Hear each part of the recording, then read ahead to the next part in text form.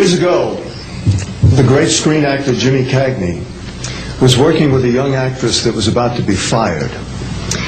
He went to the director and said, "Let me talk to her." And he walked over to the actress and he said, "Look, it's simple. You walk in the room, you plant your feet, look me in the eye, and tell the truth." The logo of the X-Files is "The truth is out there." The truth is out there. I'm going to paraphrase. The truth is in here. You're about to hear the truth. I'm an actor. My name is John Cipher. For 7 years, I walked through the door, planted my feet, and tried to tell the truth as Chief Daniels on Hill Street Blues, as General Craig on the hit sitcom Major Dad. I was 2 years on Dynasty. You're on Knots Landing. I've done 5 afternoon soap operas, 12 Broadway shows, and 20 films. One of the Broadway shows I did was the great musical Man of La Mancha on Broadway. I was Richard Kiley's original understudy. I sang the words to dream the impossible dream, to fight the unbeatable foe, to bear with unbearable sorrow, to run where the brave dare not go. I'm here to introduce your host this morning, Dr. Stephen Greer. He's a man who is running pell-mell where the brave dare not go. He was an emergency room physician. In fact, the director of emergency medicine at a major hospital in North Carolina. 3 years ago, he sat his wife and his 4 daughters down and said, "I've been doing this part-time, running after the truth, for 7 years now. Now I'm going to do it full-time." He walked away from all that money to pursue the truth. I always think of Hamlet's great line to Horatio, "There are more things between heaven and hell than are dreamed of in your philosophy, Horatio." I'm going to introduce a man who says, there are more things between heaven and hell than any of us have accepted. And I have the witnesses and the documents to prove it. Ladies and gentlemen, Dr. Stephen Greer.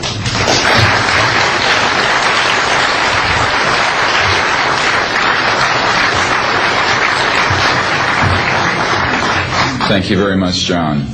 Members of the press, the American public, and people of the world. We are here today to disclose the truth about a subject that has been ridiculed and questioned, denied for at least 50 years. The men and women who are on this stage and the some 350 additional military intelligence witnesses to the so-called UFO matter and extraterrestrial intelligence can prove and will prove that we are not alone. I would like to thank Sarah McClendon, who is with us today, the famed White House correspondent, for her sponsorship of this meeting. Thank you very much, Sarah.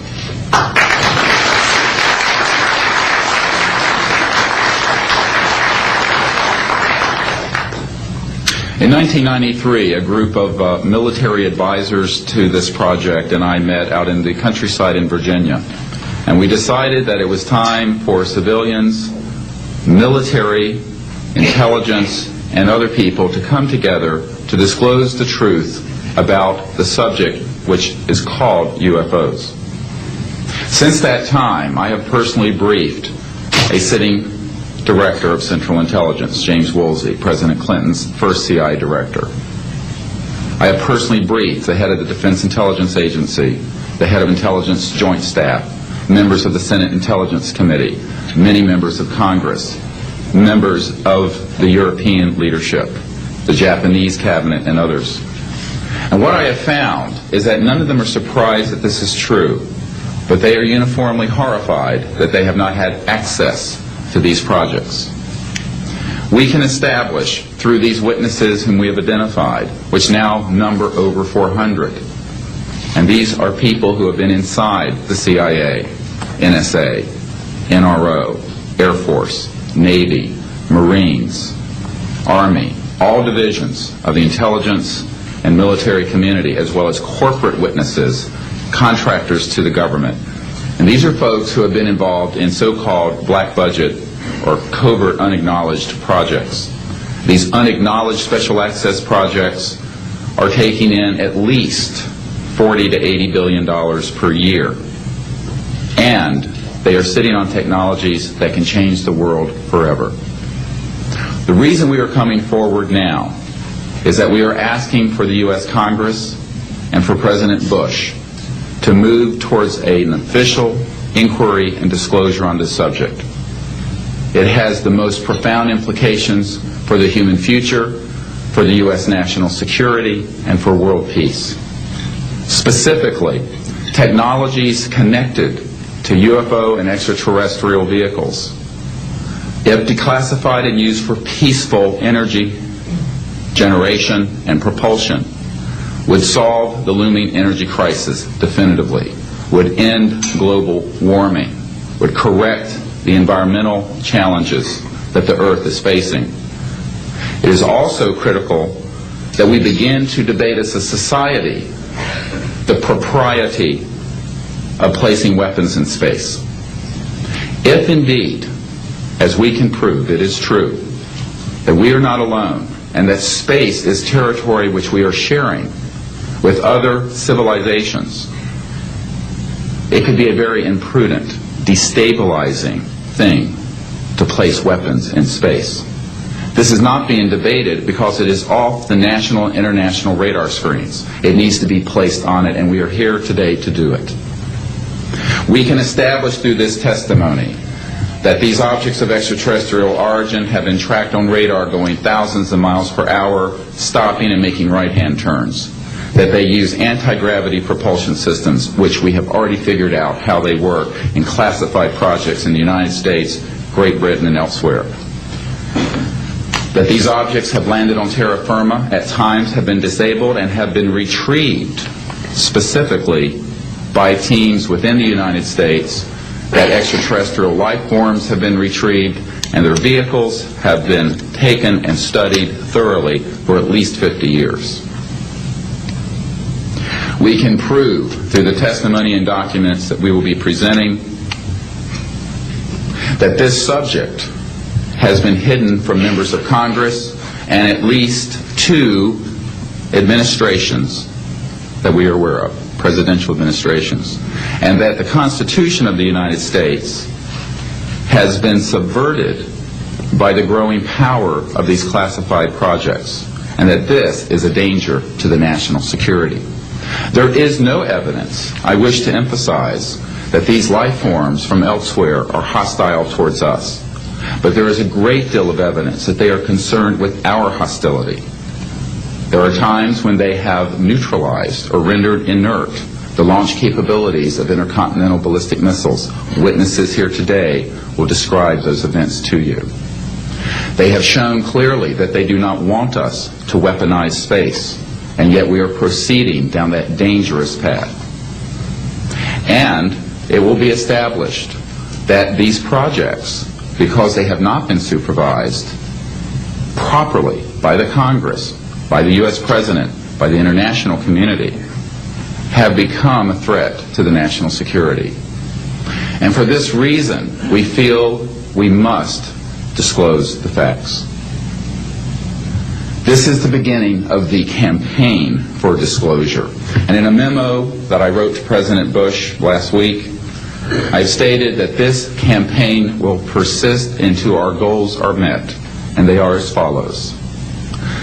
That we have open, honest hearings on the subject in the U.S. Congress. That there be a permanent ban on the weaponization of space or the targeting of any objects of extraterrestrial origin. That there be a full and complete study of classified technologies connected to this subject to see how they could be properly declassified and applied for peaceful energy generation so that the world may get off of fossil fuels in enough time to prevent greater ecosystem damage, or war over the looming energy crisis, which is sure to sweep the Earth in the coming decade. This is a matter of the most pressing import. It has been ridiculed, yes. I know many in the media would like to talk about little green men. But in reality, the subject is laughed at because it is so serious. I have had grown men weep who are in the Pentagon, who are members of Congress, and who have said to me, what are we going to do?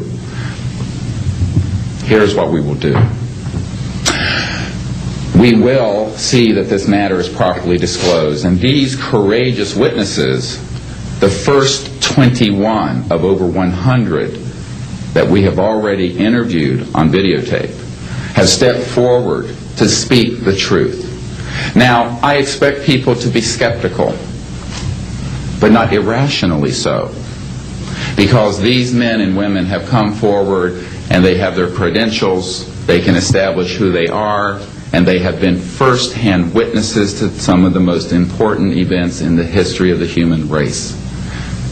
As was pointed out to me by some of the men here, they were charged with handling the nuclear weapons of the United States. Their word was trusted on everything of great importance for the national security. We must trust their word now. As Monsignor Balducci said at the Vatican, in an interview I had with him recently, it is irrational not to accept the testimony of these witnesses. So please be skeptical, but that is not the same as prejudiced and closed-minded. This is a matter of great importance, and I ask the media, the scientific community, and the political community to look seriously at this matter and to do the right thing for humanity and for our children. We have available for the media and for members of Congress a nearly 500-page briefing document with transcripts from dozens of these top-secret witnesses. We have a 4-hour videotape summary. It's not a commercial product, I'll warn you, from this project of the 120 hours that we have in interviews so far. They've been boiled down to 4 hours, and it's available for the Congress to review and for the major media to review. We can establish that this subject is real and has tremendous significance for the human future. I ask on all of you who are listening to contact the members of Congress that represent you and the leaders around the world and other countries and ask them to hold an honest inquiry into this subject to support a ban on weaponizing space, since we are sharing space with other life forms, and that we move quickly as a people to understanding that this is the end of the childhood of the human race. It is time for us to become mature adults in the cosmic civilizations out there. To do this, we must become a peaceful civilization, and we must look as we go into space with an intent of cooperating with other civilizations, not weaponizing that high frontier. The men and women who will speak next will do so in order, beginning on your left. They will introduce themselves. I ask for the media to refrain from questions until each witness has spoken briefly about who they are and what they have personally been involved with or witnessed in their government, military, or government-connected careers. At the end, we will have questions. All of you may ask questions for as long as we can stay here, and we will provide you with all the information that you need. So we will begin now with the first of our witnesses, Mr. John Callahan.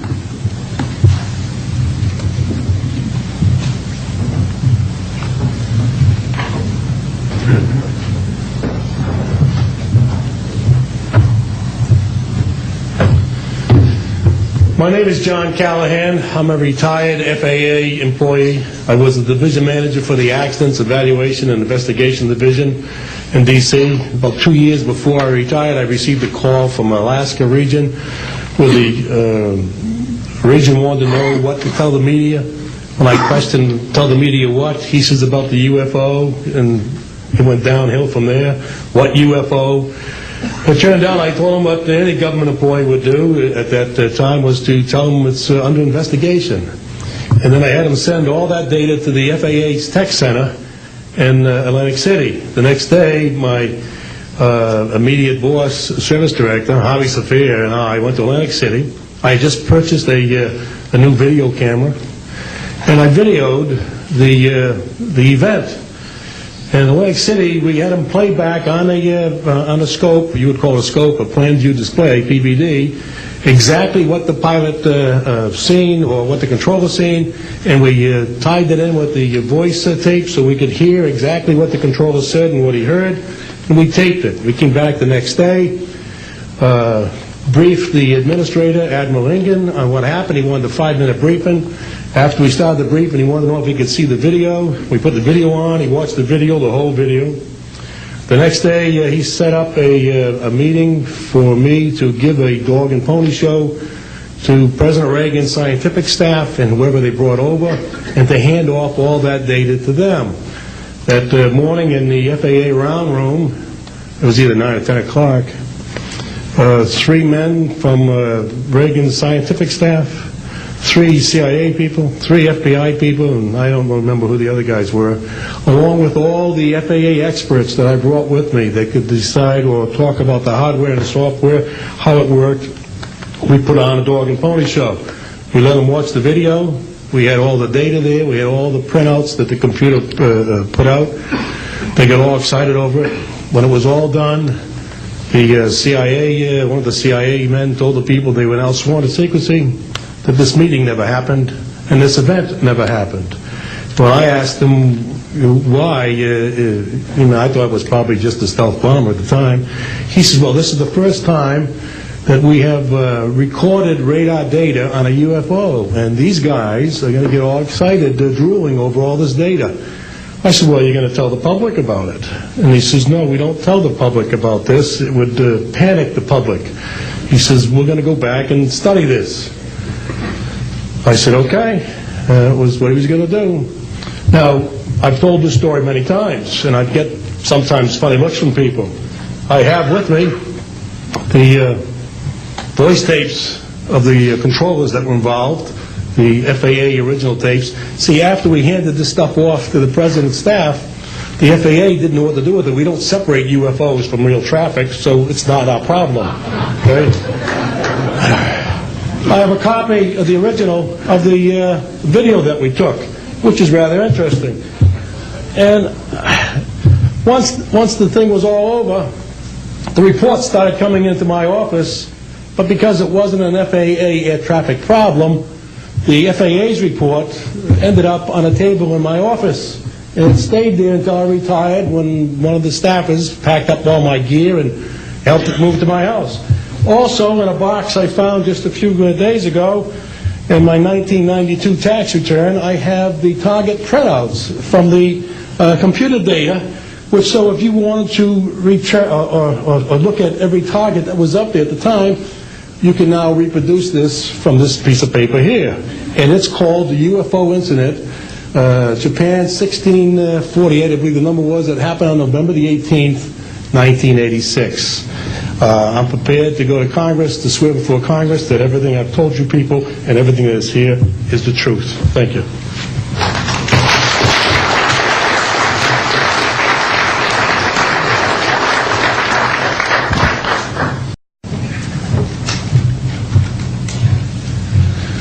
Good morning.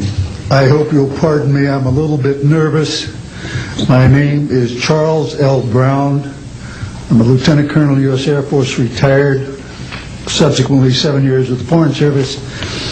I like the name Charlie Brown. A gentleman by the name of Charles Schultz, of great talent, sort of elevated the name, if you will.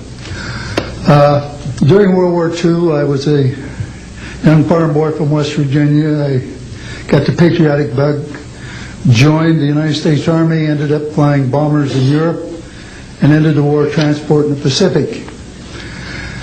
Finished college in the late summer of '49, recalled to active duty in the newly formed United States Air Force. I was assigned to an organization called Office of Special Investigations. The Air Force, as most of you know, was formed in 1947. OSI, as a central investigative agency for the Air Force, was formed, I think, in 1948. So everything was relatively new. Needless to say, starting in 47, UFOs were rather new. The Air Force Air Technical Intelligence Center was at Wright-Patterson Air Force Base, and I had my office in a building adjacent to it. And our organization was the worldwide investigative agency for the Air Force for any unidentified flying objects. This lasted for about 2 years.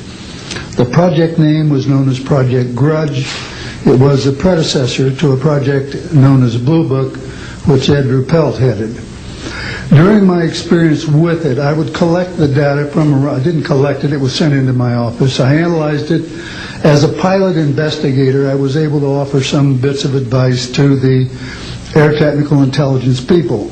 Now, you might visualize a massive office, but as I recall, we had a first lieutenant, a secretary, and a technical sergeant. That was the essence of Project Blue Book when it started, or Project Grudge. Blue Book, and expanded somewhat. During the review as an analyst of these various documentary reports, if you will, or documents, I became clearly convinced that there was substance to what was being reported, in that we had ground visual, ground radar, airborne visual, and airborne radar confirmation of some of these sightings. The individuals who made the sightings were everything from airline pilots, military pilots, police officers, some of the people that your lives depend upon on a daily basis. These are very reputable and credible people. I hope that the testimony here from very credible people will convince you of that and will further Steve Greer's disclosure project, in that pressure needs to be brought to bring this to the attention not only of the Americans, but of people all over the planet. These vehicles have been seen and confirmed all over the planet. I am willing to sign a sworn statement or testify to my judgment and to what I have observed. Such things do exist. Please believe me. Please believe those who follow me. Thank you.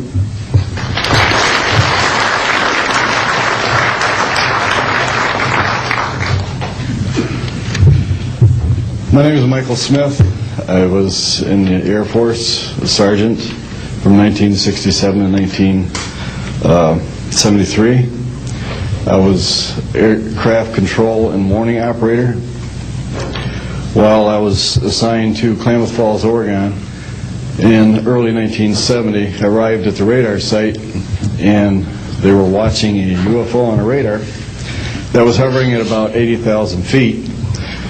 It sat there for about 10 minutes and then slowly descended until it dropped off the radar. It was gone for about 5-10 minutes, and then instantly reappeared at 80,000 feet, stationary. The next sweep of the radar, it was 200 miles away, stationary. And it hovered there for about 10 minutes and redid the whole cycle twice more. When I found out what you normally do when you see a UFO, I was told that you notify NORAD, you don't necessarily write anything down, you don't write anything down, and you keep it to yourself. It's a need-to-know basis only. And NORAD one night called me about later in the year to let me know as a heads up that there was a UFO coming up the California coastline. I asked them what I should do about this. They said, nothing, don't write it down, it's just a heads up. And then late 1972, while stationed at the 753rd Radar Squadron in Sault Ste. Marie, Michigan, I received a couple panicky calls from police officers who were chasing 3 UFOs from Mackinac Bridge up I-75. So I immediately checked the radar, confirmed that they were there, called NORAD, and they were concerned because they had 2 inbound B-52s going to Kinslow Air Force Base. So they diverted them because they didn't want any proximity of the two. And that night I answered many calls from the police department, sheriff's department and stuff. And my standard response was that there was nothing on radar. And I will testify to this under oath to a congressional hearing.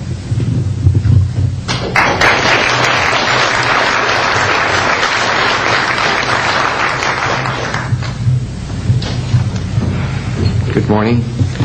My name is Enrique Colbeck. I am a traffic controller. I'm sorry for my English. I'm so scared. I'm not accustomed to talk in front of a lot of people. I'm here because I'm being a witness in a voluntary way on my work. I work in Mexico City as radar controller and the International Airport of Mexico. And I'm going to give an example about this silence that we have in Mexico for several years, and this issue happens a lot of times in my country, unfortunately. For example, in March 4, 1992, we detected 15 objects west side of the Toluca airport, that is very close of our international airport at 50 miles, more or less. Then July 28 of 1994, we have almost a collision or something that we can name in that way with an international flight, domestic flight of Aeromexico 129, commanded by the pilot Raimundo Cervantes Ruano, that has a trash or something about in his main landing gear in the right leg. That's occurred at night at 10:30 more or less. Then in the next week, the same year, in the same moment, the Aeromexico Flight 904 has another almost collision that was reported for the pilot Corso, the Capitan Corso, at 11:30 in the morning, and we detect that object on the radar suddenly, just for a moment. Then the next week we have a lot of silence reported by the pilots that give us information about the weird traffic or something, bright lights and different times, and we detect some of them in that week. But in September 15 of 1994, we have a detection about 5 hours more or less on a radar and a new equipment that we believe that that equipment was working in not a good way, because it's not human that you have detection by 5 hours of the same object and apparently without movement. Well, we concur with the technical persons of radar in our country that the radar system was working well, and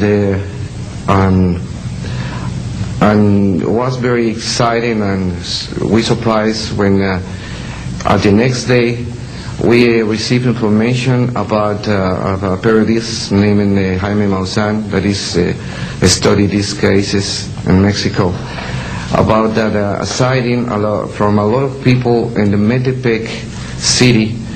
There is another point located southeast of the Toluca airport, about a sighting of the big flying saucer, apparently 50 meters of diameter, then for a lot of people, and that led the trash is something in the ground.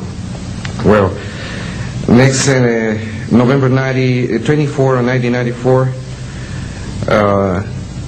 we have on service officially our new radar system, and after that moment we have information very exactly about of these sightings at the same time with the pilots and detections. That's why I'm here, because we consider in my country that this is very dangerous. We have a lot of more cases, but I don't want to use more time in this. But it's very important that the people on the world knows these events and consider that could be very dangerous for aeronautical situation, especially in my country. I don't know why in my country that's occur frequently, but the point is that happens, and we consider dangers, and we have only, unfortunately, one trash, but we don't want to have another more. Thank you very much, and I'm sorry for my English.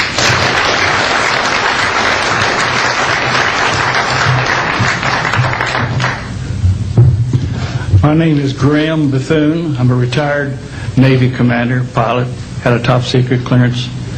50 years ago, February the 10th, 1951, I was flying from Keflavik, Iceland to Argentia, Newfoundland.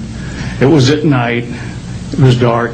About 300 miles outside of Argentia, I saw a glow on the water, like approaching the city at night.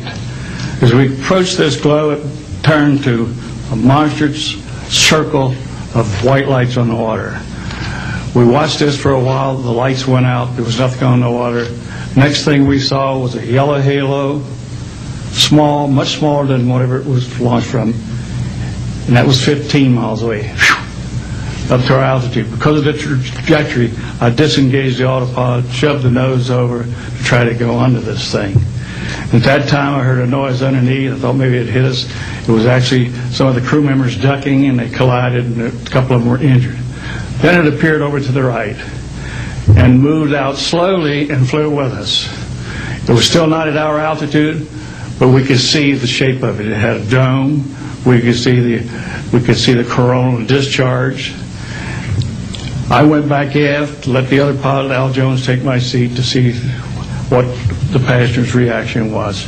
Came back to the cockpit, told him not to report anything, simply because what the psychiatrist had said to me, maybe they would lock us up. So basically, the instruments in the cockpit, we had 4 or 5 failures in the area of magnetic compass, the electromagnetic effect, in area of directional finders, and this type of thing. The craft was tracked by radar in excess of 1,800 miles an hour. It never did get to our altitude. We had 31 passengers, plus the psychiatrist and the crew members, that all cited this at different areas. When we landed at Argentia, Newfoundland, we were interrogated by the Air Force, an excellent interrogation, Captain Paulson. When we landed at the Naval Air Test Center here at Patuxent River, we were required by Navy intelligence to make out individual reports. Out of the National Archives, I have the 18-page official Navy and Air Force report. I've made up a report to straighten out all the truth. There's a stack of books out there this high that have written all of this up. So the truth is here. I will testify under oath before Congress that everything that I have said is true.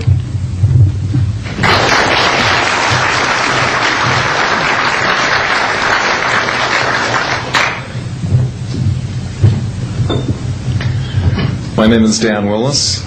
I was in the United States Navy. I held a top secret crypto level 14 extra sensitive material handling security clearance.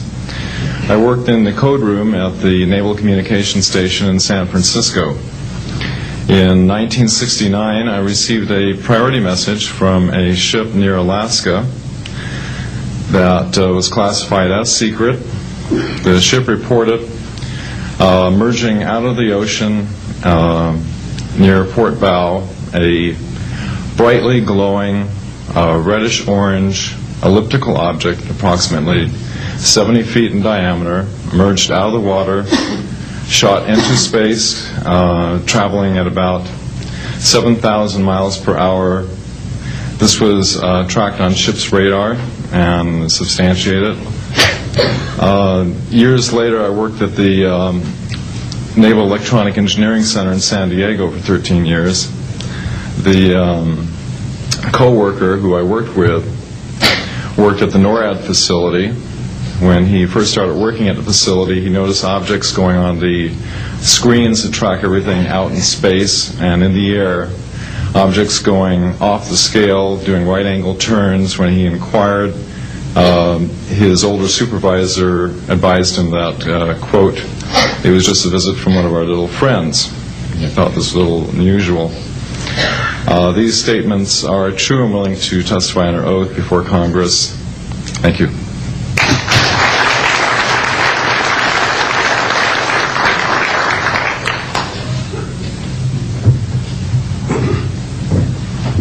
My name is Don Phillips. I was in the United States Air Force and had worked with certain intelligence agencies of the United States government. Prior to my Air Force, prior to joining the Air Force, I worked for the famous Lockheed Skunk Works. And I was working for them when I was attending college, and I worked for them in the capacity as a design engineer. It was one of my proudest moments of my life to work with a man by the name of Kelly Johnson. A lot of you might be familiar with that. It turns out that the models of aircraft that we were building, as you know, were all classified, were in the deep black, and that I came in on the end of the U-2 project. My main project was known later as the SR-71. The SR-71 had a predecessor. It had a special model built for the CIA, and that those models were one passenger, one pilot special aircraft in order to get from one place to another very, very quickly. Now these SR-71s, as we know them, the Blackbird, are the type of aircraft that are still classified in a sense as far as the altitude that it flies at and also the speed records that it holds. I'm very proud to say that this aircraft played a big part in helping to end the Cold War. The aircraft, the predecessor aircraft, there's strong evidence to suggest that perhaps these aircraft had a different role once in the air. Each pilot, and I know a few of them, each pilot had an assignment before they took off. Okay? They learned about the assignment immediately prior to takeoff, and there's strong evidence to suggest that there was a dual role in that they were monitoring some type of traffic to and from planet Earth. This can be verified at a later point. I'll jump into my military experience. My first field assignment for the United States Air Force was at Las Vegas Air Force Station, and that was my first experience with Las Vegas, and I couldn't understand why people were being so excited about going to a place such as this, but I soon found out about a year later. Nellis Air Force Base is located there. Nellis is a major training center for different types of special aircraft and fighter aircraft, one of the premier training sites for pilots all around the world.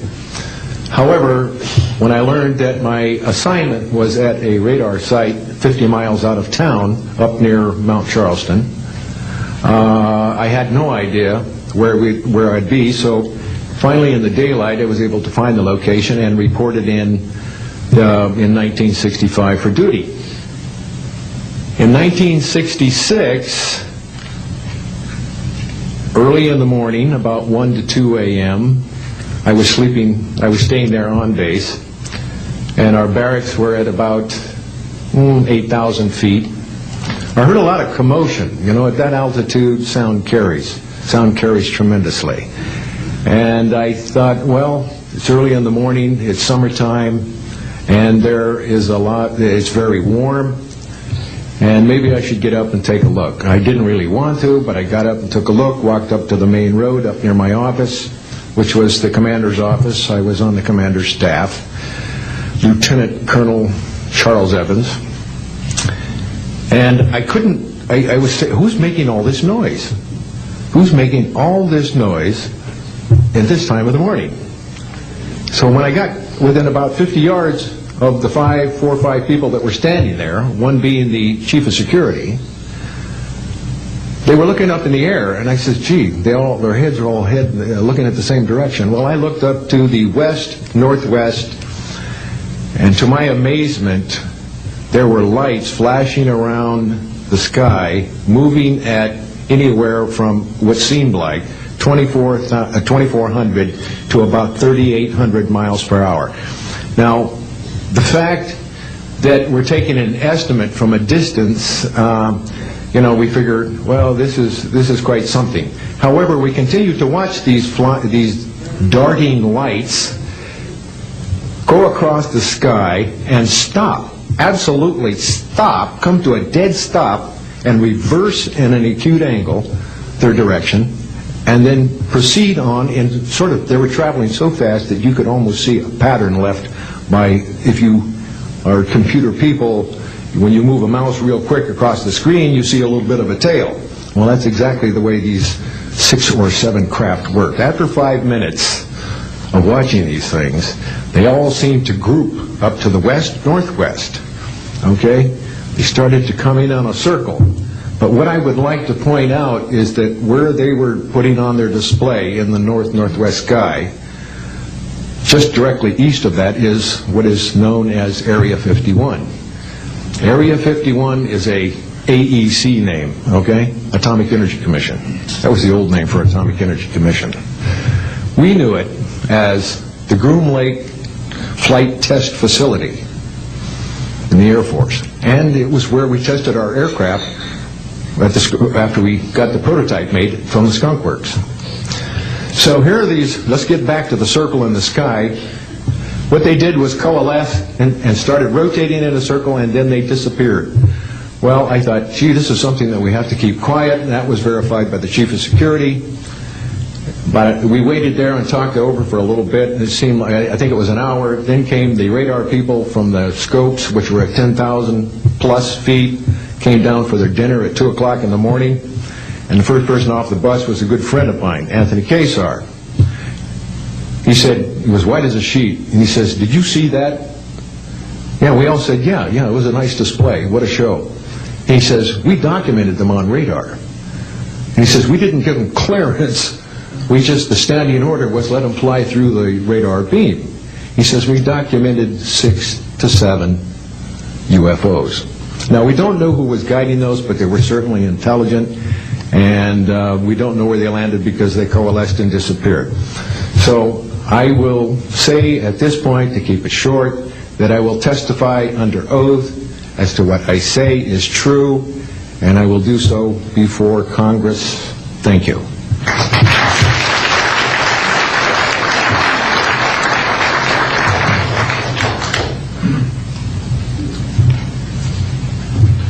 My name is Robert Solis. Contrary to what it says on the card, I was not a lieutenant colonel in the Air Force. I was in the Air Force active duty after I graduated from the Air Force Academy in 1964 until 1971, and separated as a captain. In March of 1967, I was stationed at Malmstrom Air Force Base, Montana, as a missile launch officer, Minuteman Missiles. On an early morning of March 16th, 1967, I got a call from my security guard, primary security guard upstairs. We had about 6, as I recall, flight security airmen upstairs. I was downstairs 60 feet underground in a capsule, monitoring and controlling 10 nuclear-tipped Minuteman missiles. I got a call that morning that they were seeing strange lights flying in the sky. I disregarded that call. Told them to call me when something more significant happened. I got another call subsequent to that call, and this time it was a more intense tone in the guard's voice. It was very clearly very frightened. He said there was a bright, glowing red object hovering outside the front gate. It was oval-shaped. He had all the other guards out there with their weapons drawn. Right after that call, I woke up my commander, who was on a rest period, Fred Mywald, a retired colonel now, and told him about the phone calls. As I was telling him about the phone calls, my weapons started going down, one after the other. They went into a no-go condition, what we call a no-go condition. They were unlaunchable. We lost somewhere between 6 and 8 weapons that morning. Within minutes of having received that second phone call of a UFO hovering outside the front gate. Again that morning, after reporting it to the command post, we were informed that a very similar incident happened at Echo Flight. I was at Oscar Flight. They lost all 10 of their weapons under similar circumstances, very similar circumstances, where UFOs were sighted over the launch facilities. They had maintenance crews and security crews out there that had spent the night, and they were reporting UFOs over those sites. And the commander of that flight was Eric Carlson. He also separated as a captain, and the deputy commander was Walt Fiegel. He retired as a lieutenant colonel. We have those witnesses that I just mentioned, the names I just mentioned, have spoken of this event before, and they will back up this story. We also have documentation that I received through FOA requests from the Air Force outlining the Echo Flight incident, and including in that documentation a reference to UFOs. We have telexes covering this incident, and in one telex it says the fact that no apparent reason for the loss of 10 missiles can be readily identified is cause for grave concern to this headquarters. This was from SAC headquarters. So we've got those telexes. I've got about 12 witnesses that will verify parts of this story, including of a man who investigated the incident afterwards for the Air Force, and you'll hear a little bit more about that from the next witness. And also another guard that witnessed a UFO in that same time period, and another officer who retired a full colonel who had other reports of UFOs. Ancillary to that, excuse me, I've got the complete report on a Minot, North Dakota incident. That was Minot Air Force Base, North Dakota, which happened in August of 1966. Very similar UFOs sighted over missile silos, and also a UFO incident that was investigated by the Air Force immediately after our incident within a week. I'm willing to testify to the truth of all these matters that I've spoken about this in front of Congress under oath. Thank you.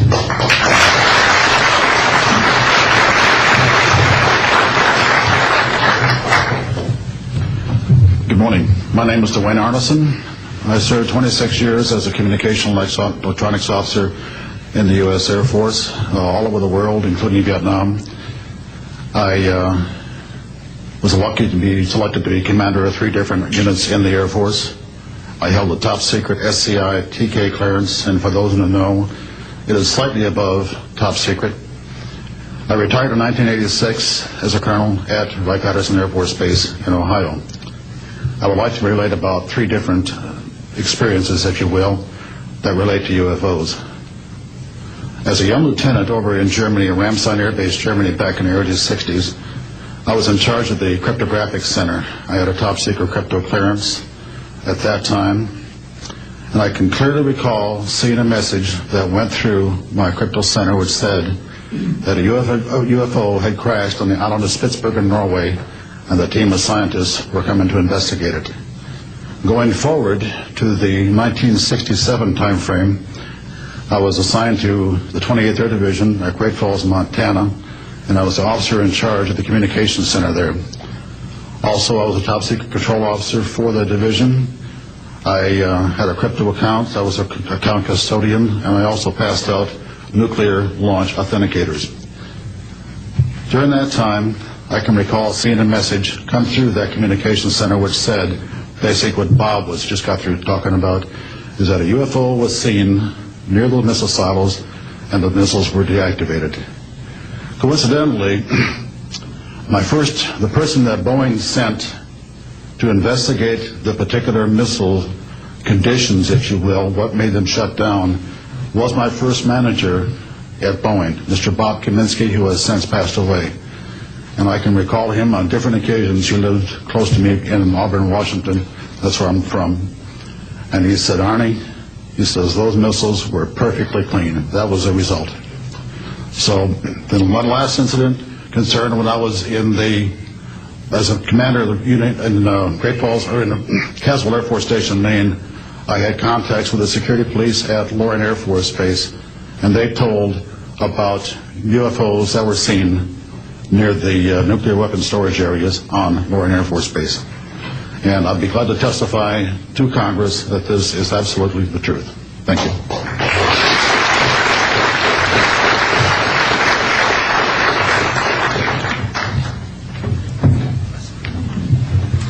Good morning. My name is Harlan Bentley. During 1957 and 1959, I was a PFC in the United States Army, stationed north of Washington, D.C. on the Nike Ajax missile base close to Olney, Maryland. In May, this month of 1958, about 6 a.m., I heard a noise outside that sounded like a pulsating transformer. I sat up in my bunk. I looked out the window. I saw a craft heading for the ground and crashed. Pieces broke off of that craft, immediately took off again. So there's a lot more to that story, but I've got to speed this up. Now, the next night, I was on radar duty. I get a call from the Gaithersburg missile base. He says, hey, I got 12 to 15 UFOs outside, 50 to 100 feet above me. So I asked him, I said, what does it sound like? He took his head mic off, held it out the van window, and said, here. And the same sound I heard the previous morning, except a lot more of them. So my radar was on standby, so I immediately turned it on and got the blip just outside the ground clutter. I marked it on my radar screen. And then for a few minutes later, all of a sudden they took off. As they took off, the sweep came around, hit the blip. When it came around, it hit it again. That blip was 2/3 away off my radar scope. In order to get that far at a constant velocity was 17,000 miles an hour. That was my first incident. 10 years later, by this time I received a Bachelor of Science degree in electrical engineering, and I was working in California. Now, I'm sorry that all I can say is I was somewhere in California working on a classified project that had nothing to do with my experience that I had there. As I was working, and it was like 2 or 3 in the morning, California time, I heard a Houston astronaut communication link, comlink. I didn't pay much attention to it until I heard the word bogey. Of course, my ears picked up immediately. An unidentified flying object of some sort, whether it's a craft, meteorite, or whatever, was on a collision course with that module going to loop around the moon. So basically, I listened for some time, and then I stopped and went back to work. And then I heard, there they go. In the astronaut world, for some of you may or may not know this, there's a term called green turtle. And it used to be, I don't know if it is today or not, but it used to be is you're not allowed to use profanity over the net. And the first person that does that, whoever hears it first and says green turtle, that astronaut's got to buy that man and his entire family a dinner at the most expensive place at Cape Canaveral. Well, to end this real quick, one of them said, damn, they went off, the UFOs took off. He says, damn, that's fast. And somebody yelled, green turtle. And then he said another word, a synonym to crap. And then somebody else yelled, green turtle. And you could see him grit his teeth, because now he had to buy 2 expensive meals. And my particular experience, I will testify before Congress if necessary, and explain exactly what happened. Thank you.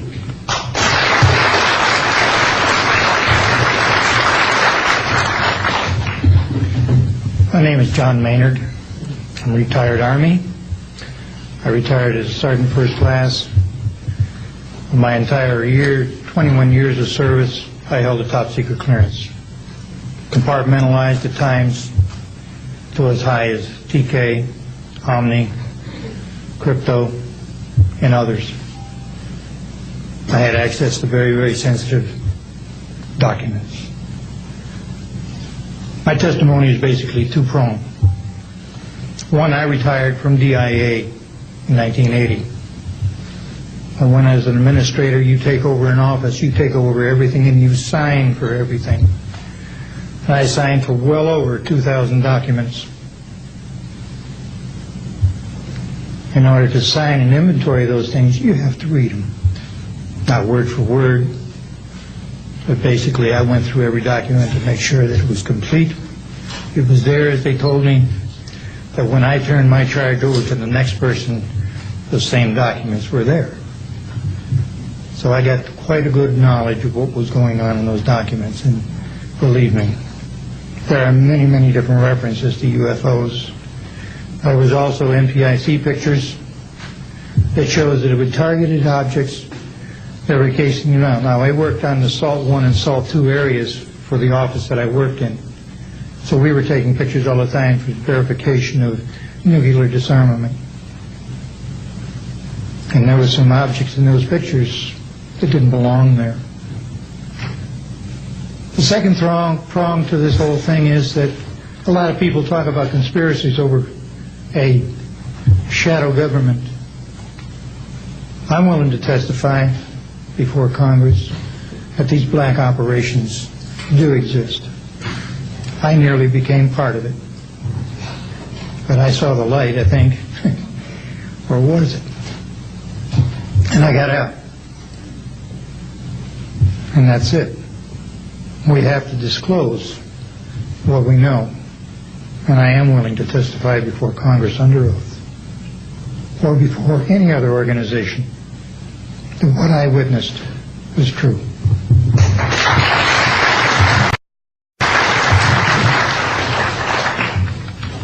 Good morning. My name is Carl Wolf, and I was a precision electronics photographic repairman with a top secret crypto clearance in the United States Air Force. I was stationed at Langley Air Force Base in Virginia.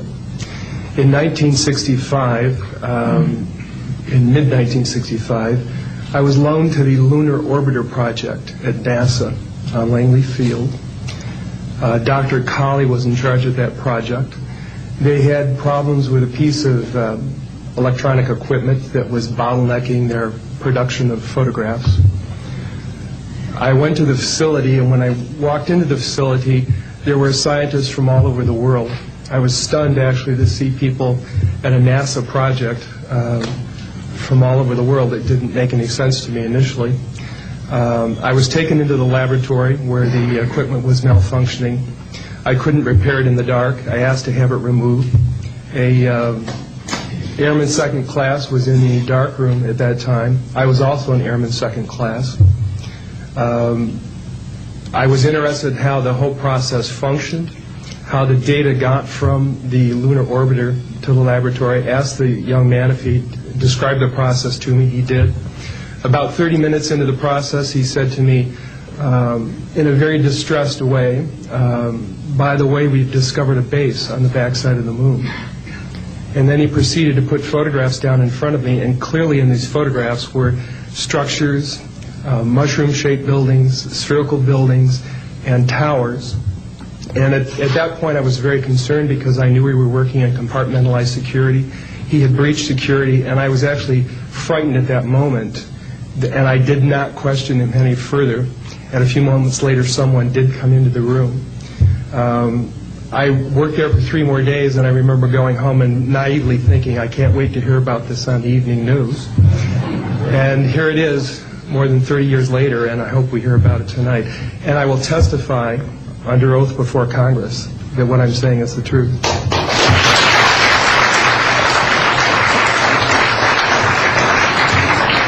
Thank you, Carl. Good morning, everyone.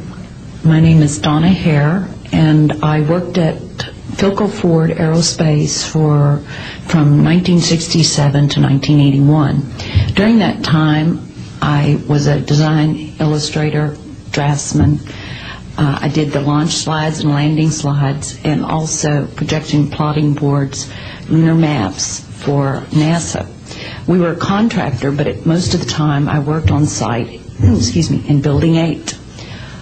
I had the opportunity to do extra work during downtime, which was between missions, and I walked into a photo lab, which was the NASA lab across the hallway. I had a secret clearance, which is not that high, but I was able to go into restricted areas, which this was. At the time, I was talking to one of the techs in there, and he drew my attention to a photograph, a NASA photograph.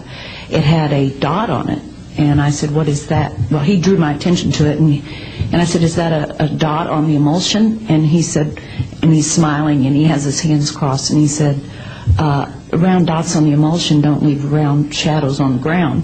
And this was an aerial photograph of the Earth, I'm assuming the Earth, because it had pine trees on it, and the shadows of the craft, or whatever it was, were in the same angle as the trees. And by its very nature, UFO, and I wanted to clarify that to a gentleman that was talking to me, means unidentified. So I did not know what this was. But I realized at this point that it's very secret, that it was kept secret, because I asked him, "What are you going to do with this piece of information?" And he said, "We always airbrush these out before we sell them to the public." So they're pesky little creatures appearing on this photograph they wanted to get rid of. After that, I decided I would ask questions to other people that worked there. And I found that I had to ask them away from the site and not on site. A guard told me that he was asked to burn some photographs and not to look at them. And there was another guard guarding him, who was in green fatigues, watching him burn the photographs. And he said he was too tempted. He looked at one, and it was a picture of a UFO, and he was very descriptive. I can go into that later with anyone. He immediately was hit in the head, and he had a big gash in his forehead. He was knocked out, and he's terrified, so he would have to be protected. Another incident, I knew someone in quarantine with the Apollo astronauts. He told me that the Apollo astronauts saw craft on the moon when we landed, and that is what he told me. And he also was afraid, he said, that the astronauts are told to keep this quiet. They're not allowed to talk about it. So I do want to let you know that I worked out there for a number of years, and I ran into this. So it's not something everyone knows that works out there for a long time. My boss didn't know about it. Some people that sat right next to me didn't know about it. It's very strange, because I don't know how they can do it, but they can let some people know about it and then others not. I'm willing to testify before Congress that what I'm saying is true, and thank you very much.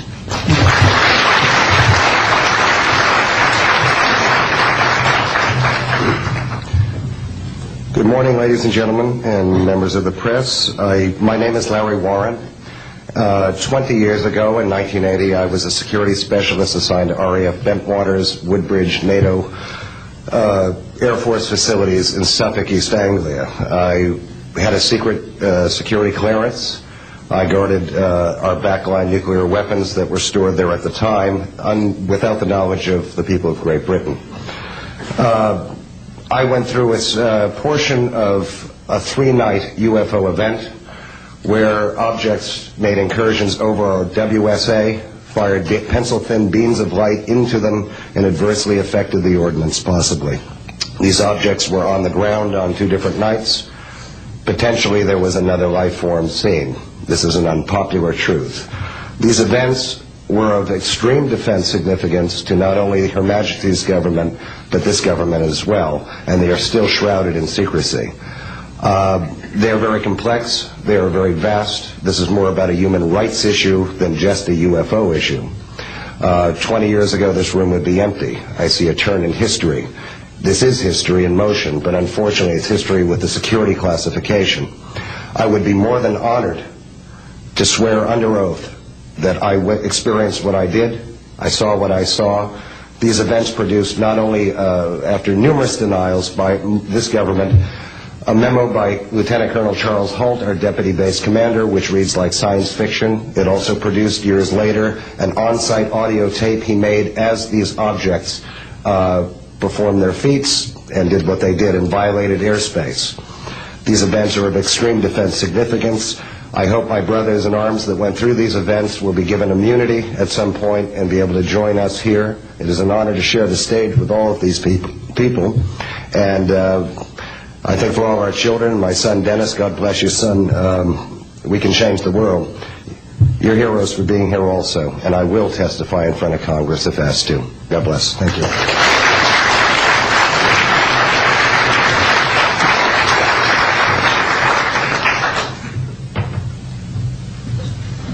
Hi, my name is George Filer III. The reason I'm here is because George Filer V is in the hangar and will be born on Friday. And I'm a retired intelligence officer and flyer with almost 5,000 hours, and I didn't believe in UFOs until London Control called us in the winter of 1962 and asked us, would we chase one? And we said, sure. So we let down from 30,000 feet to 1,000 feet where the UFO was hovering, and we went into a steep dive and actually exceeded the red line of the aircraft. So it's kind of dangerous chasing UFOs. In any case, I was able to get the UFO on the aircraft radar at about 40 miles, and we could see a light out in the distance, and as we closed, we kept on picking up this radar return. Point I'm mentioning that the radar return was very distinct and solid, indicating it was some kind of a metallic object. We got about a mile from the UFO, and it kind of lit up in the sky and went off into space, very similar to what the shuttle looks like when it takes off. Later on, I was working in intelligence. In Vietnam, I briefed General Brown about UFOs. When I was in 21st Air Force, McGuire Air Force Base, briefed General Glau about a UFO over Tehran, Iran in 1976. That two F-4s from the Iranian Air Force had taken off and tried to intercept the UFO, and when they turned on their fire control systems, they immediately went on. All the electrical systems went out. The planes had to return to base. This was particularly significant because it was also picked up on satellite. In 1978, on January 18th, I was going into the base. Every morning I did the briefing to the general staff, and I noticed that there are some lights off in the distance at the end of the runway there. And when I got into the command post, the senior master sergeant in charge said that there had been UFOs in the pattern all night. They're on radar. The tower had seen them. They gotten aircraft reports and so on. And that one had landed or crashed at Fort Dix. Fort Dix and McGuire are right together. And this is kind of like the Roswell of the East. But in any case, an alien had come off the craft and had been shot by a military policeman, and apparently was wounded and was heading for McGuire. So for whatever reason, the aliens liked the Air Force better than the Army, perhaps because they're shooting at them. But in any case, our security police went out there and found him on the end of the runway dead. And they asked me to brief the general staff, General Tom Sadler, and at the 8 o'clock stand-up briefing, and I said, I don't think I want to do this. You know, the general doesn't have a good sense of humor, and I'm not sure I believe this. So I did some checking, called the 438th command post, and everybody had pretty much the same story. And at 8 o'clock that morning, just before I went on, was going to brief this, and I was very worried about it. They said, don't brief it, that it's too hot, so to speak. That's pretty much my story, and I'm prepared to tell the story in front of Congress, and it is the truth. Now, because of this, I've stayed interested in UFOs, and I'm the Eastern Director of the Mutual UFO Network.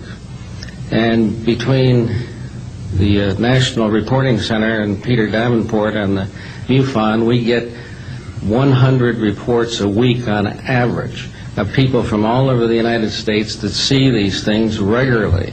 And if you start checking, they're out there and they're low, and people are seeing them all the time. And these are highly qualified people, all of whom essentially give us the reports by email. Thank you.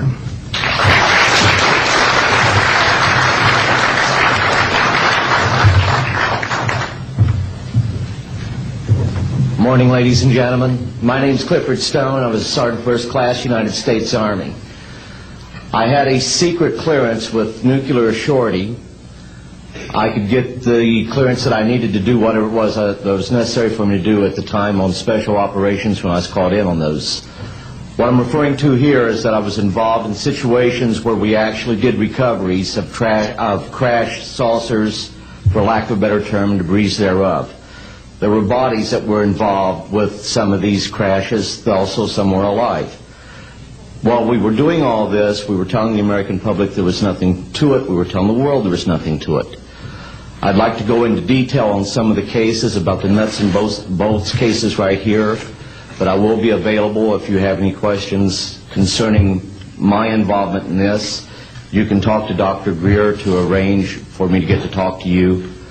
But the whole situation is, we've set back, we've told the American people that there's no such thing as UFOs. I've been involved where we have recovered these objects. We know them to be of extraterrestrials. In 1969, I had an event that happened to me while I was stationed at Fort Lee, Virginia. We went to Indiantown Gap, Pennsylvania. That would be my first exposure to any time that we would be recovering an unidentified flying object. When we went there, we already had people that was already in the facility. We were a backup team, which was supposed to be NBC, because there was supposed to be some nuclear materials that was on board this craft. Later on, most people involved were to be told that there was nothing on board it. It was nothing more than just a crash of one of our aircraft. I know better, because I was one of the people that approached it with a Geiger counter to get surface readings. I was the first person to go ahead and see that there were bodies on it. That would be the first of approximately 12 events. UFO crashes are not events that take place every day. They're rare. I know we're not alone in the universe. I know that the absence of evidence is not evidence of absence. It's evidence that has been denied to the American people.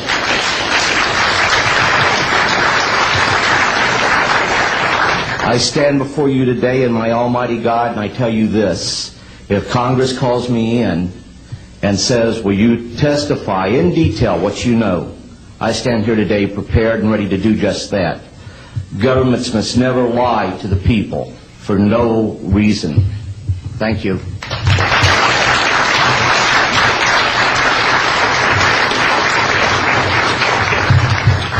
Good morning. My name is Mark McCandlish, and for the last 21 years I have worked as a conceptual artist for a variety of defense contractors. I've been involved in conceptual artwork of the production thereof for Rockwell on the X-30 program, and also on the high-step program. That's spelled HYSTP, means Hypersonic Testbed Program. During the course of my career, I've twice had a secret security clearance.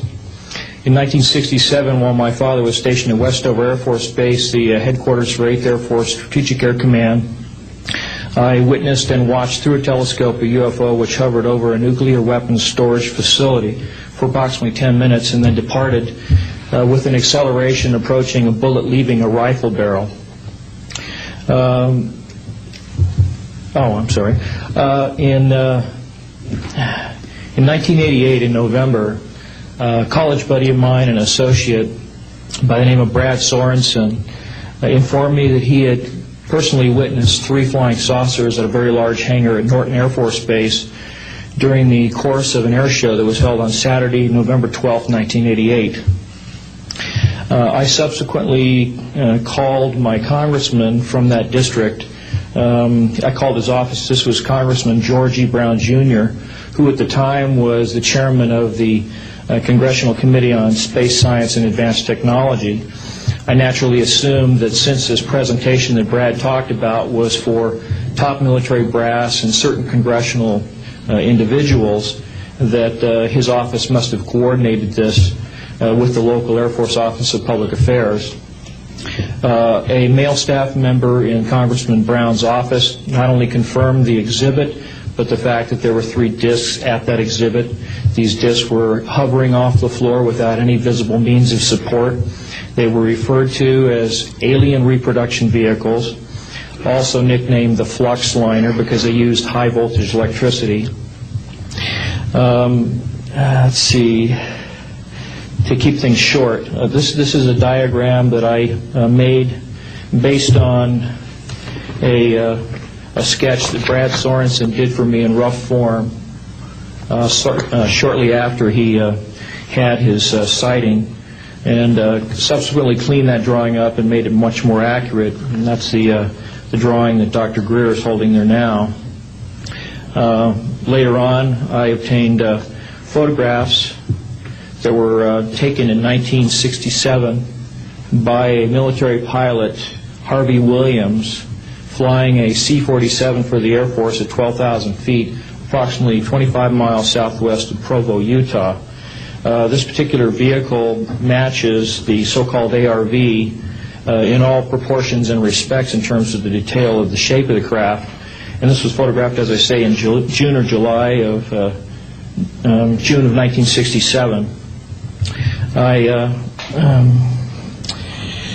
later spoke to a gentleman by the name of Kent Sellen that I met at an air show at Edwards Air Force Base in 1992, the first unveiling publicly of the B-2 bomber. He indicated to me that in 1973, when he was a crew chief working on experimental aircraft at Edwards Air Force Base, that he had unintentionally wandered into an area where there was a classified aircraft, namely the ARV. He described it in detail, and he added other details to the account concerning the configuration and the operation of the vehicle that Brad Sorensen was not aware of. Subsequently, Brad Sorensen met with the famous aeronautical designer Burt Rutan, gave him a copy of this blueprint which you've just been shown. Mr. Rutan felt that it was a joke and put it on his wall as kind of a joke. And a third party confirmed for me later that a Colonel Ray Walsh from Edwards Air Force Base was visiting Mr. Rutan, saw this blueprint on the wall and registered quite a degree of shock and anger, wanted to know where the hell he got this blueprint, because there was in fact such a craft at that time, approximately 1994-95, in a hangar at Edwards Air Force Base, North Base Complex at that time. Subsequently, I've done a lot of research on this product, this vehicle. I've come across a number of declassified documents that show that the Air Force, as early as 1960, was wind tunnel testing flying saucer shapes up to Mach 20. And I also have declassified NASA documents that show similar shapes. In fact, this is the document here that more or less details the wind tunnel testing up to Mach 20. This is the NASA document right here that was declassified, and it shows a variety of spherical and lenticular shapes that were flight tested up to, or I should say, wind tunnel tested up to Mach 6. I subsequently obtained a copy of an inter-office memo from Hercules Aerospace that describes a particular type of science involving something called zero-point energy and scalar waves. According to Brad Sorensen, this is the basis of the technology for these anti-gravity propulsion systems. This particular document here describes 6 different meetings involving the Defense Intelligence Agency and cooperative efforts with the Russian scientific community in investigating this, what is called the fundamental enabling technology that was originally discovered apparently by Nikola Tesla in the early 1900s. Anyway, I could provide you much more detail at a later time, and I am prepared to testify in detail concerning these events and their truthfulness before Congress. Thank you very much.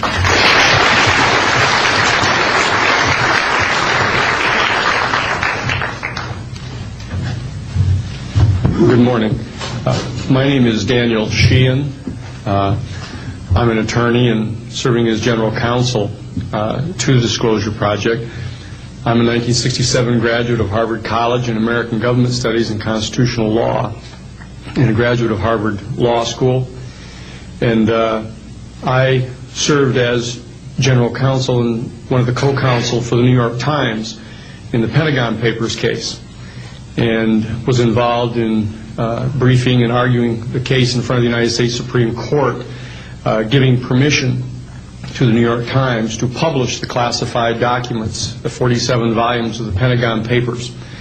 Subsequent to that time, I served as special counsel to the Office of F. Lee Bailey as one of the trial counsels when we represented James McCord in the Watergate burglary, and got Mr. McCord to write the letter to Judge Sirica to reveal the Watergate burglars' relationship to the plumbers unit in the White House at that time. Subsequent to my service in that case, I went back to Harvard to the Divinity School to study Judeo-Christian social ethics and public policy. Did my master's work and PhD work there, and became general counsel for the United States Jesuit headquarters in Washington, D.C., assigned to the National Social Ministries Office and their public policy office. It was there in 1977 that I was contacted by Ms. Marcia Smith, who was the director of the Science and Technology Division of the Congressional Research Service. She asked to meet with me, and I met with her, and she informed me that President Carter, upon taking office in January of 1977, held a meeting with then the Director of Central Intelligence, who was George Bush Sr., and demanded that the Director of Central Intelligence turn over to the President the classified information about unidentified flying objects and the information that was in the possession of the United States intelligence community concerning the existence of extraterrestrial intelligence. This information was refused to the President of the United States by the Director of Central Intelligence, George Bush Sr. The Director insisted that the President, in order to have access to this information, needed to have clearance to contact the Congressional Research Service, to contact the United States House of Representatives Science and Technology Division, to have them undertake a process to declassify this information, because the DCI suspected that the President was preparing to reveal this information to the American public. The Congressional Research Service Science and Technology Division, under the directorship of Marcia Smith, was contacted by the House Science and Technology Committee and instructed to undertake a major investigation of the existence of extraterrestrial intelligence and the relationship of the UFO phenomenon to this. I was contacted by Ms. Smith and asked, in my capacity as General Counsel to the United States Jesuit Headquarters, National Social Ministry Office, to see if we could obtain access to the Vatican Library, to obtain the information that the Vatican had with regard to extraterrestrial intelligence and the phenomenon of the UFOs. I pursued that with the permission of Father William J. Davis, the director of the National Office, and we were refused access as the United States Jesuit order to the information in the possession of the Vatican Library.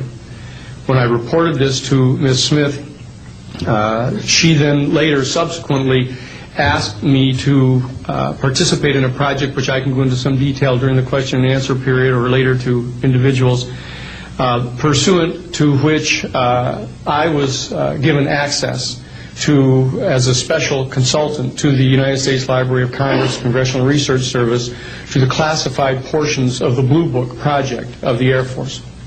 At that point, it was in 1977, approximately May of 1977, I went to the Madison building of the United States Library of Congress. There was no one in the building at that time. It was brand new. I was directed to a basement office where there were two guards at the door and a third sitting at the table who took my identification, verified that I'd been designated as a special consultant to the Congressional Research Service of the United States Library of Congress, and was admitted to the room.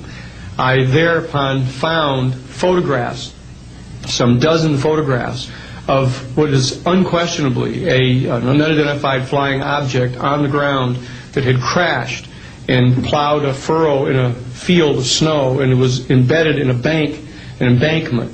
There were United States Air Force personnel surrounding this craft, taking photographs of the craft. And one of the photographs, I could see that there were some symbols on the side of the craft. And so I proceeded through the photographs and found a close-up photograph of these symbols. I've been instructed that I was to take no notes and had to leave my briefcase and all my identification outside of this room, but I had brought with me a yellow pad. And so what I did is I opened up the yellow pad and refocused the overhead camera onto the same size as the cardboard backing of the yellow pad, and I physically traced the copies of the symbols on the side of this craft, closed the yellow pad back, put the microfiche back into the canister, reclosed the box that I had, and I said, it is time for me to leave. And I took this and proceeded to leave the office, at which point the security guards stopped me, and one of them said, "What is that you have there, Mr. Sheehan?" At which point I handed the yellow pad to him, and he flipped through all the yellow pages and never found the copy that I had. And so I took that with me and brought it to the United States Jesuit headquarters, had a meeting with the staff, with Father William J. Davis, reported this to them, was authorized at that time by the United States Jesuit headquarters to make a report to the National Council of Churches and to request that the entire 54 major religious denominations of our country undertake a major study of extraterrestrial intelligence, which they declined to do. I was subsequently asked to deliver a 3-hour closed-door seminar to the top 50 scientists of the Jet Propulsion Laboratory of SETI, the Search for Extraterrestrial Intelligence, which I did do in 1977. I'm more than happy to testify under oath to these details to the United States Congress, and would be happy to meet with any members of the press at that time. You may recall I also served as chief counsel to the Karen Silkwood case, in which we obtained the rulings in the Karen Silkwood case. I also served as chief counsel in the Iran-Contra case. It was the first one to testify before the United States Congress to the existence of the off-the-shelf enterprise of Richard C. Cord and Albert Hakim. I'll be more than happy to share the details of what I believe to be the relationship between this off-the-shelf enterprise and the secret government which is concealing this information from the American public. And I am happy and proud to serve as general counsel to the Disclosure Project. Thank you very much.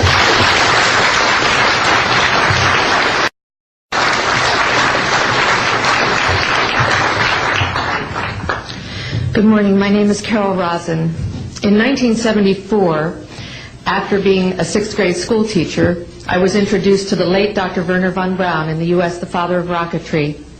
In my first meeting with him, during that first 3.5 hours, he said to me, "Carol, you will stop the weaponization of space." And I said, teachers don't stop until June. He said, "No, you have to understand, this is February.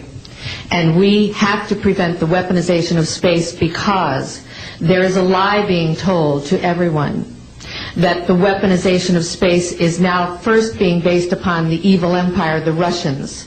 There are many enemies," he said, "against whom we're going to build this space-based weapon system. The first of whom was the Russians, which was existing at that time. Then there would be terrorists. Then there would be third world countries. Now we call them rogue nations or nations of concern. Then there would be asteroids." And then he would repeat to me over and over, and the last card, the last card, the last card would be the extraterrestrial threat. Well, at the time, I kind of laughed when he said asteroids, and when he said extraterrestrials, I knew I wasn't going to deal with that subject. And now we hear on the news just today, this week, that they've slid in another enemy. Only this time we're going to protect our satellites. In other words, we have to have some reason to spend these trillions, to waste these dollars on a space-based weapon system, and they're all lies. This is a system, he told me, that would never protect anyone. Even back then, he talked about suitcase bombs. He talked about chemical, viral, bacterial, biological warfare, that these space-based weapons would never protect us against. And then he told me that, in fact, if you travel around the world, which I did after he died in 1977, I met with people in over 100 countries who were friends. They didn't want to build space-based weapons. I became a space and missile defense consultant, and I worked with people around the world. I became an advisor to the People's Republic of China. They don't want to build a space-based weapon system, and he told me back then that they didn't. He said, go to Russia. They're considered to be the enemy. I got on a plane by myself. When I got to Russia, I had a list of people that I had read out of the newspaper. Chernenko was in office then. He was the only one I didn't get a chance to meet. They introduced me to everyone when I got there. And when I got back, I said, oh my Lord, this man is telling the truth. There is no threat. And I've been waiting until this day for 27 years, and I'm expecting the spin to happen, because he also explained to me that as a military strategist, as a person who worked on the MX missile, which I did later, he said, you will find that there is going to be a spin to find some enemy against whom we have to build space-based weapons. And now we should expect the spin, because he said part of the formula for the intelligence community is if they might have a weapon, then we have to consider that they do have these weapons. So now they do have these weapons, so now we have to build these weapon systems. And that's the formula, except that it's all based on a lie. And we have witnesses here today that have shown you that these extraterrestrial beings, that these craft that have come here are now not UFOs, they're identified flying objects, and we know that they have beings in them. And we have witnesses here who have told you that they can shut down our missile silos, they can stop a rocket going into space that's a test. We have witnesses here who have worked in the classified departments who have the courage to come forward here to support what Wernher von Braun told me back in 1974 to 77. And I will testify before the Congress that when I founded the Institute for Security and Cooperation in Outer Space, which I shut down a few years ago because I didn't believe we had a chance with this huge, integrated around the world, complex weapon system, that we had any chance at all of transforming that war industry into a space industry that could provide benefits, like Dr. Greer has said, of global warming. We can end that situation of that problem. We can end the energy crisis. We can build now non-polluting technologies. Wernher von Braun used to tell me that we could have cars back then that drove around off the ground. He described this to me on beams so that we have no pollution on this planet. And we can solve the problems of the people that are urgent and potential, and the other animals and the other cultures on Earth and in space. And we can end the arms race without dislocating the industry jobs, without disrupting the economy, by transforming, Wernher von Braun told me, the war industry into a global cooperative space industry that will provide, he said, finally, more jobs and profits on this planet than during any hot or cold wartime, more products and services that can be applied directly to solving the problems of this planet.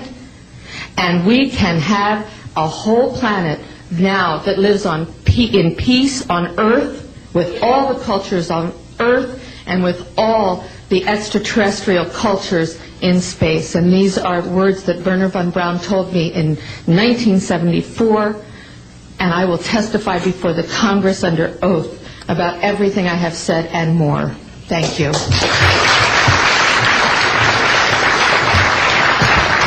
Thank you very much. I'd like to thank each of the witnesses and for your patience. We're running about 50 minutes late, and I do apologize for that. I want to emphasize that all of these witnesses each could speak for probably anywhere from 2 to 5 hours about what they have witnessed. We were trying to give you a snapshot. We have another 400 of these witnesses. I have carried this burden for 8 years. I'm now giving it to you, the American people and the people of the world, to take it forward. What I'd like to do now is open the audience for questions from the media. You may address them to me or to an individual witness as you deem appropriate. Yes, ma'am. Yes, Maribel Gonzalez with Reforma, Mexican newspaper. I have 3 questions. One is, Yes, I wanted to know if there are laws in this country that in some way allowed this kind of secrecy or not. And then I wanted to know if there's a need to change any kind of law. And the next one I wanted to ask you, if you may, is who is profiting from this secrecy that maintains in secret the solution to the energy crisis? I mean... Well, let me get to those, okay, quickly, because we are short on time. First of all, I think initially there was an appropriate national security apparatus in place in the 40s during the Truman and also Eisenhower years. By the late Eisenhower years, we have a testimony from Brigadier General Stephen Lufkin, still a practicing attorney, that by the late Eisenhower years that he had lost control of these projects primarily because of the compartmentalization into the military-industrial complex. Operative word industrial. There are corporations such as SAIC, Lockheed Martin, Northrop, and others that deal specifically with this issue, with advanced energy and propulsion systems connected to UFOs.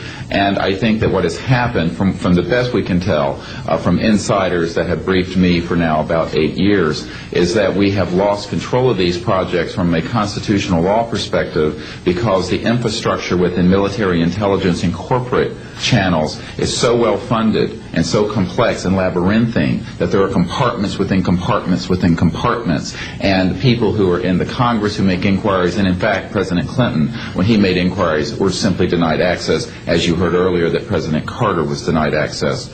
On your other question, I would say that in terms of profiting from the status quo, big oil.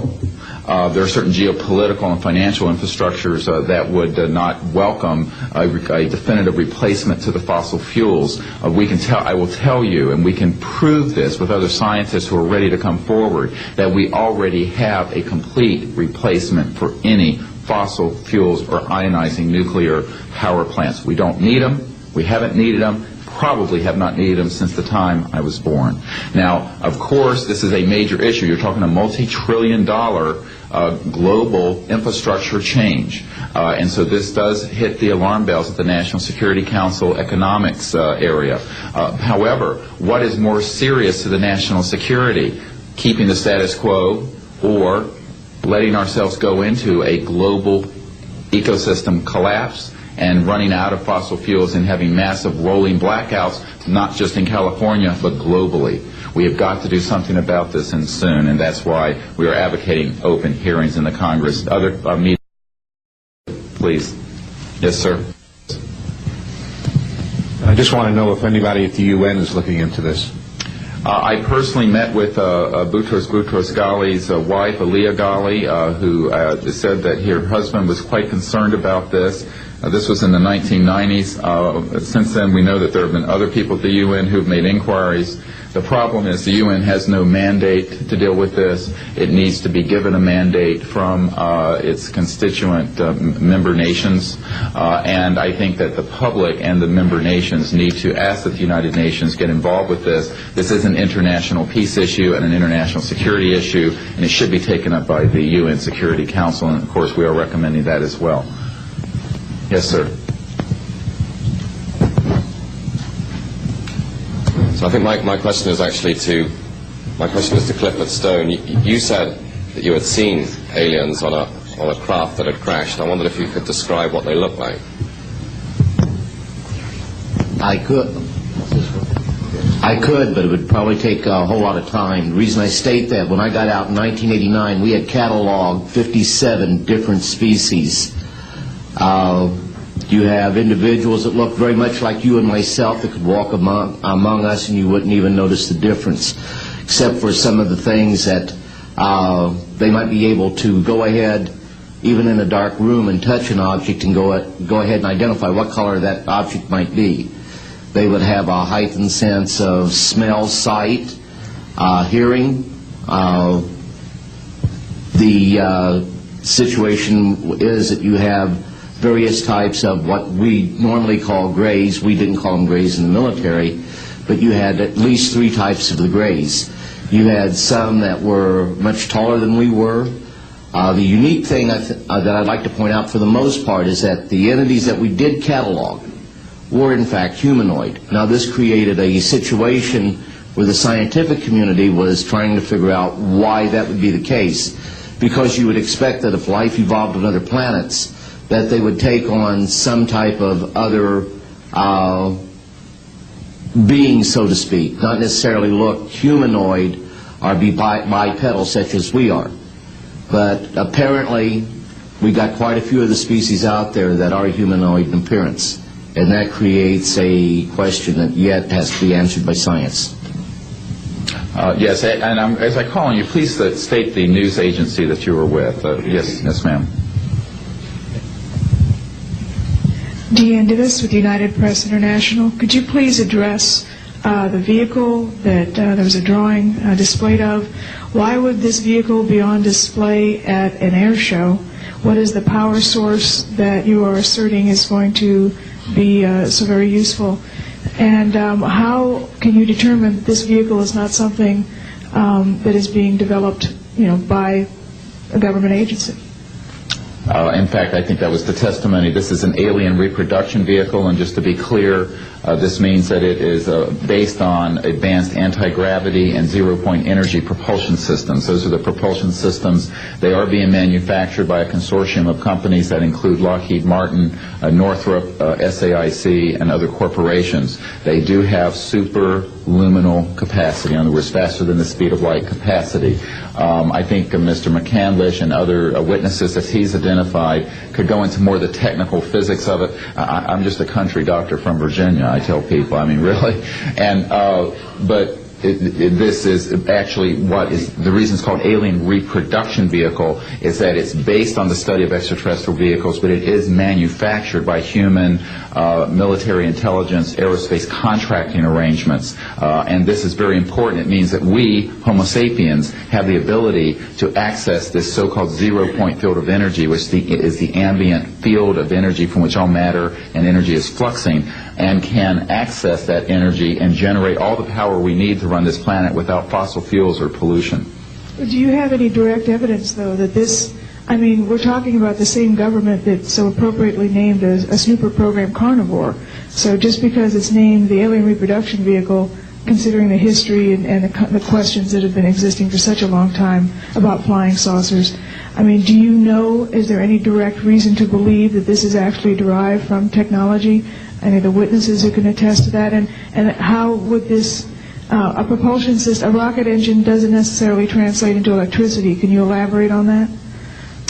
Well, the first part of your question, I would say that the testimony of witnesses we have, some of whom are here, others that are not here, but they're in the briefing materials, is that we have studied specifically extraterrestrial vehicles which have been retrieved.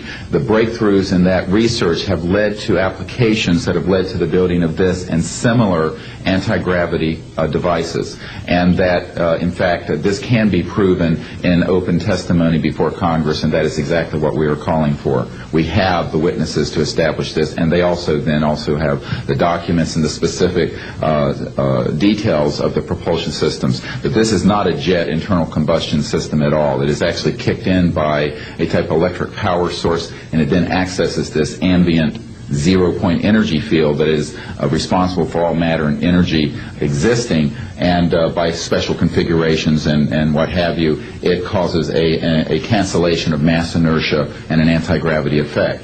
And this is a complex technical discussion which is probably beyond the scope of this conference, but we have materials in the briefing document that we can provide you with references to people who have studied the anti-gravity effect as far back as certainly the 1950s. We have one witness who says that his family was connected to the RAND Corporation, and that by the mid-1950s that more money had been spent on anti-gravity propulsion systems than the totality of the Manhattan Project. So yes, we can establish those elements. Other questions? Thank you. My name is Murray Felsher. I publish a newsletter downstairs here called the Washington Remote Sensing Letter that deals with reconnaissance and surveillance of the Earth from space. My question is this. Since 1972, with the launch of Landsat 1, and now with the launch of commercial space imagery, there are some archived, I would say, upwards of 35 million photographs of the Earth from space. And not one of them has shown a flying saucer. Are you suggesting that these have been airbrushed out? We're suggesting that there is a system before the public gets hold of anything that's off of a government-connected satellite. There is a compartmented operation that does indeed sanitize them from this type of evidence. And I think the testimony of the gentleman who was with the Defense Intelligence Agency, Mr. Maynard, Ms. Hare, and others would substantiate that. We have other witnesses who have been involved in projects where such items have been sanitized out. It could also be that if you did a thorough search, you might find a few that slipped through. We obviously haven't had the research dollars to go through all the millions of images that are cataloged to look for them, but we do know there's been a very thorough sanitizing of this. And people should not be naive about the extent to which covert programs using billions of our tax dollars have been able to effectively hide this. This is one of the sort of myths of both the media and the public. It's sort of a Pollyanna myth that we live in a society where such things could not be done. In fact, they are done, and we can prove that they have been done. Prior proceedings here, and I'm wondering how your screening process went. Can you tell us a little bit about your satisfaction level with that? Well, I'm very satisfied that these are genuine and good people who are speaking truthfully. Out of 400 people that I'm dealing with, not 20 times this number, have I been fooled? Yeah, I'm an emergency doctor. Let me say something. People come into the emergency department with flank pain, riding on the stretcher. What have they got? A kidney stone, right? Yeah, well, some of them go into the bathroom, prick their finger, and squeeze blood into the water, the urine sample, to show that they have blood in their urine so they can get a narcotic injection. Now, have I been scammed as an emergency doctor? Because, I'm bright enough to kind of know when I'm being scammed. But have I occasionally? Yeah. Is it possible? It's possible. Is it likely? No. And here's what's more important. You don't not treat or accept the testimony or the history of every patient that comes in with flank pain and assume that they're lying just because you've been scammed once or twice. This field, you make a very good point, is filled with hoaxes and scams and what have you. It doesn't mean, however, that all of it is. And in fact, what we're saying after 8 years of research, we have found the documents, the top secret witnesses, the insiders willing to testify under oath before Congress that this is true. This field, you make a very good point, is filled with hoaxes and scams and what have you. It doesn't mean, however, that all of it is. And in fact, what we're saying after 8 years of research, we have found the documents, the top secret witnesses, the insiders willing to testify under oath before Congress that this is true. Now, here's another key point. Some of the people who are in this witness pool, Mr. Sheehan, myself, and a couple of other attorneys, are members of state licensed professions. And what that means is that if we are perpetrating a hoax, we will lose our license to practice medicine, we will lose our license to practice law, because we'll be perpetrating a hoax upon the public.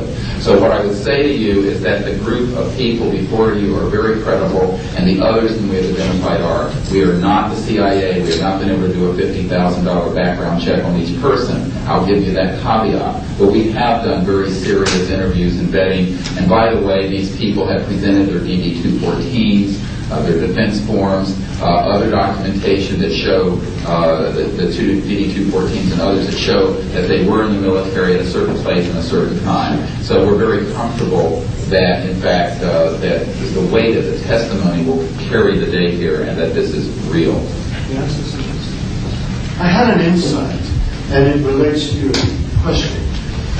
There have been tens of thousands of sightings and experiences from all over the world. Only one needs to be true. Because if only one is true, then the entire case, the non-reality of the fact, falls apart.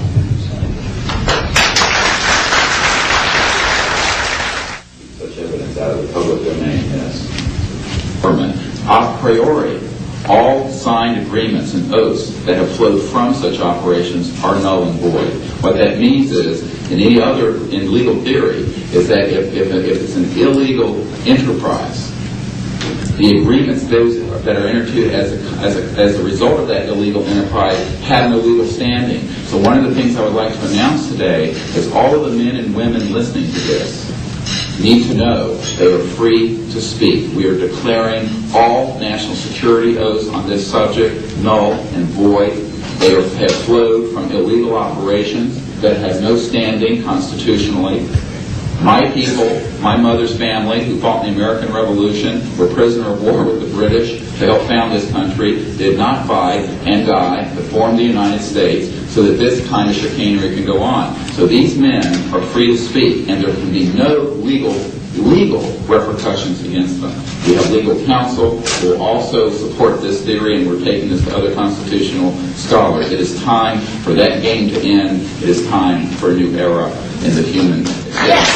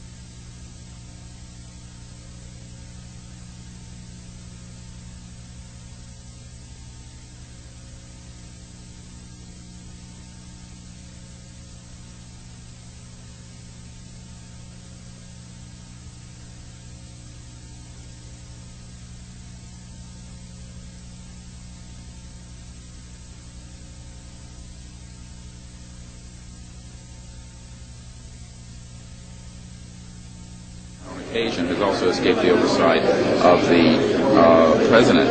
We know for a fact that this has happened. I personally briefed President Clinton's first CIA director on this. I was informed that they had no access to these projects, although they knew they existed.